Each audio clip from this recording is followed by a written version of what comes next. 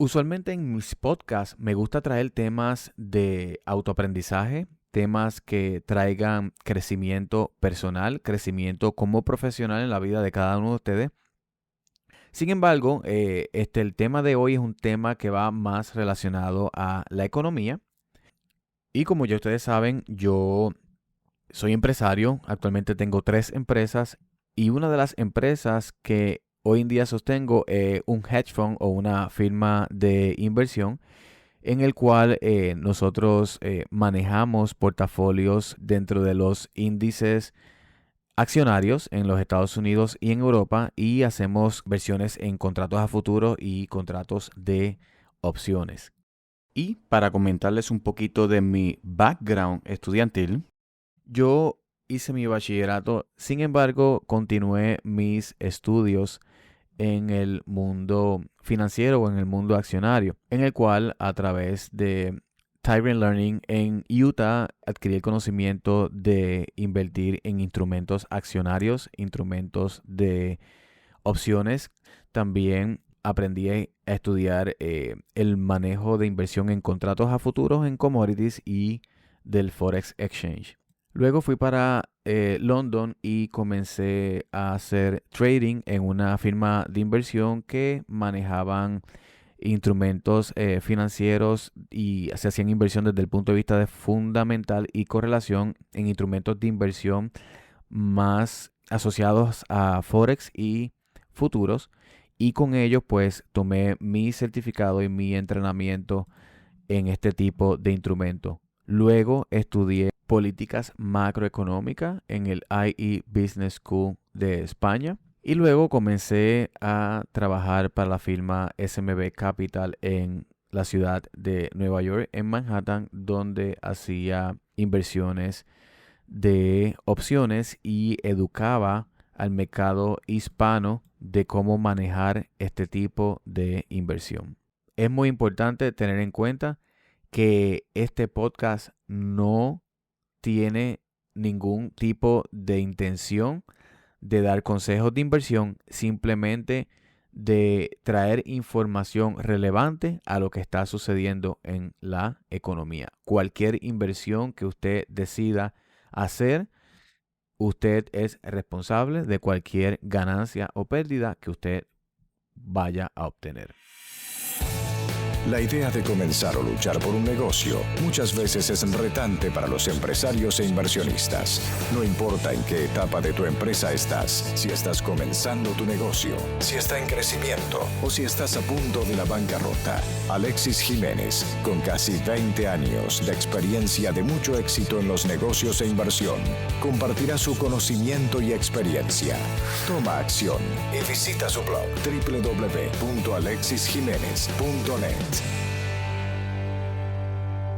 El pasado lunes 20 de abril 2020 ocurrió algo en los mercados nunca antes visto. El crudo llegó a niveles negativos por primera vez en la historia. Y eso es lo que voy a estar compartiendo en este podcast. Este tema ha sido un tema muy relevante con lo que se está viviendo actualmente, el tema del coronavirus y el deseo de entender qué ocurrió ese lunes 20 de abril, lo estaremos explicando al detalle. Como les comentaba, el lunes 20 de abril del 2020 ocurrió algo en los mercados que nunca en la historia de los mercados financieros se había visto, al menos en el valor del crudo, y es que el crudo llegó a niveles negativos. Sí, niveles por debajo de cero. ¿Qué estaba sucediendo en las mentes de los inversionistas? Bueno, hay varios factores y uno de ellos es que muchos hedge funds recibieron notificaciones ese día de margin call debido a que el precio estaba tan atractivo, pues muchos inversionistas intentaron comprar el contrato a futuro. Pero el problema es que no tenían suficiente colateral para sostenerlo. Y debido a que el contrato del mes de mayo expiraba ese día, no había suficiente colateral para sostenerlo. ¿Qué es un margin call? Un margin call ocurre cuando el valor de la cuenta del margen del inversionista cae por debajo del monto requerido por el broker. En otras palabras, es una manera de decirle al inversionista hey, deposita dinero para que la cuenta alcance el valor mínimo, el cual se conoce como margin maintenance en inglés, o mantenimiento de margen. El factor principal de la caída era las facilidades de almacenamiento. Mucha gente no quería vender el crudo al momento porque no querían reconocer la pérdida. Habían comprado anteriormente a niveles muy altos. Al haber caído el precio tan bajo, no querían asumir esa pérdida. Así que la mentalidad que ellos tenían era, bueno, lo sostengo y cuando el mercado se estabilice, entonces lo vendo, ¿no? Y recuerden que cuando uno compra un contrato a futuro, uno está comprando con anticipación lo que uno entiende o cree que va a ser ese valor de ese commodity o ese activo financiero en el futuro. Por eso se llama contrato de futuro. Sin embargo, todos estos contratos tienen una fecha de expiración y si tú te quedas con el contrato o lo sostienes hasta el último momento, va a ocurrir lo que se conoce en inglés como un delivery. O sea que te van a entregar ese commodity de ese contrato. En este caso estamos hablando de barriles de petróleo. Así que estos inversionistas que decidieron sostener el contrato, ellos tuvieron que ir rentando localidades para almacenar ese crudo. Pero estas facilidades o localidades prácticamente estaban llenas porque muchas personas que sostenían estos contratos a nivel mundial se vieron en la misma situación. Y obviamente ocurre el efecto de oferta y demanda. Al haber poca disponibilidad de espacio para inventario, los dueños de estas localidades comienzan a aumentar el valor de las rentas, lo cual llegó el punto que cuando los inversionistas que sostenían los contratos hacían el cálculo matemático, no hacía sentido obtener el delivery del producto y almacenarlo y pagar esa renta. Entonces muchos prefirieron venderlo a último momento y pagar por eso. Cuando llegó a niveles de negativo 10, negativo 15, la teoría, lo que hay detrás de todo esto es, oye, te regalo el contrato, te regalo el derecho a que tú tengas el barril de petróleo y te pago $10 por encima para que te quedes con él. Porque el valor de la renta, que es un número que no tengo al momento, era muy alto. Así que la gente prefería darte el contrato, al comprador te doy el contrato y te pago por tenerlo. Y eso es lo que ocurrió, que ese contrato del mes de mayo llegara a niveles negativos. Sin embargo, por otro lado, el oro ha estado alcanzando niveles máximos. Y mucha gente piensa que el valor del oro está directamente relacionado con el valor del dólar. Hay muchos websites, de hecho, que mencionan y hablan sobre esta teoría y realmente el valor del oro va más allá de esta teoría. Y es que recuerden que se puede hacer trading con otras monedas del mundo en contra del oro. Las monedas que llamamos fiat money, ¿verdad? O dinero en papel. Y esta creencia de que el oro deprecia en valor cuando el dólar aprecia en valor o viceversa, el dólar deprecia cuando el oro aprecia, puede ser parcialmente cierto. Voy a mostrar una gráfica. Sé que estamos escuchando un podcast, pero para este podcast en particular, lo que los esté viendo a través de YouTube, podrán ver esta gráfica. Y si se fijan en esta gráfica, en la figura 5, el índice del dólar va en contra de todas estas monedas. Argentina, la moneda de Australia, Brasil, Bulgaria, Canadá, Chile, China, Colombia, bueno, en fin, todos estos países. Y el índice del dólar lo vemos en rojo versus el oro que lo vemos en azul. Y podemos ver que la teoría antes mencionada se veía muy bien aplicada en los años 90 hasta el 2015, en el cual en los 2000 ocurrió la burbuja del bubble.com, ¿recuerdan eso? Y con la aplicación del QE en la caída del 2008 por el mercado hipotecario hubo una gran depreciación del dólar. Pero mira lo que ocurre en el 2015 o desde el 2015 hasta hoy en día 2020, cómo el oro y el dólar están simultáneamente correlacionados.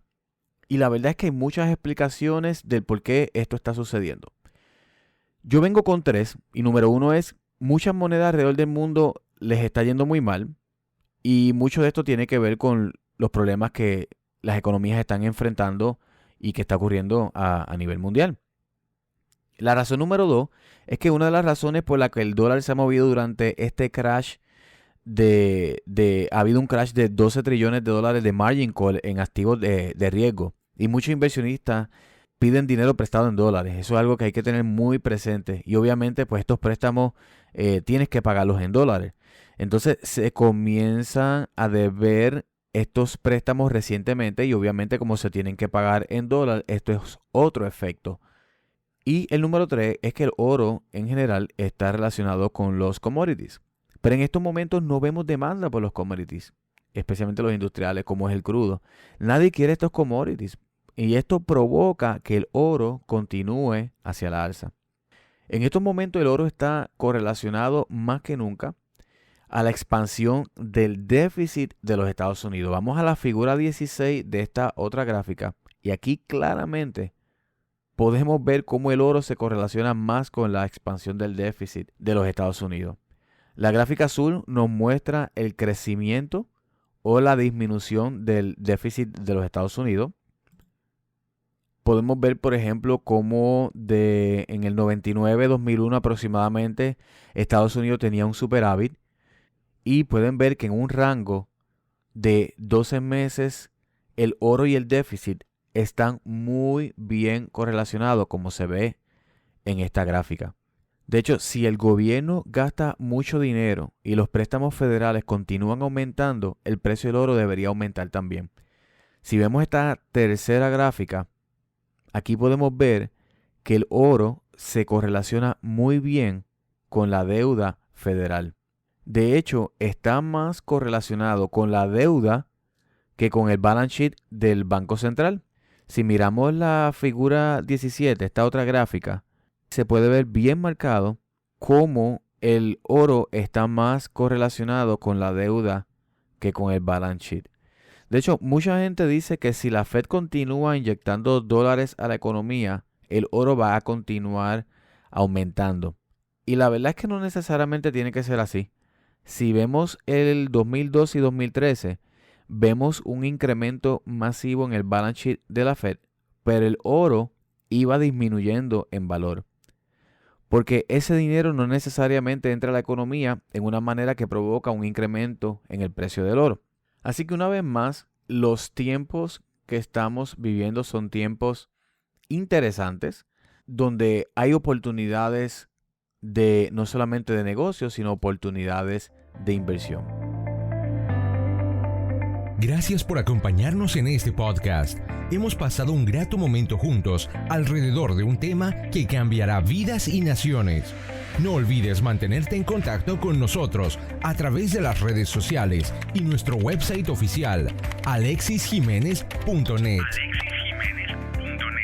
en el cual encontrarás información adicional que te ayudará a crecer en este fascinante viaje de éxito empresarial. Hasta la próxima.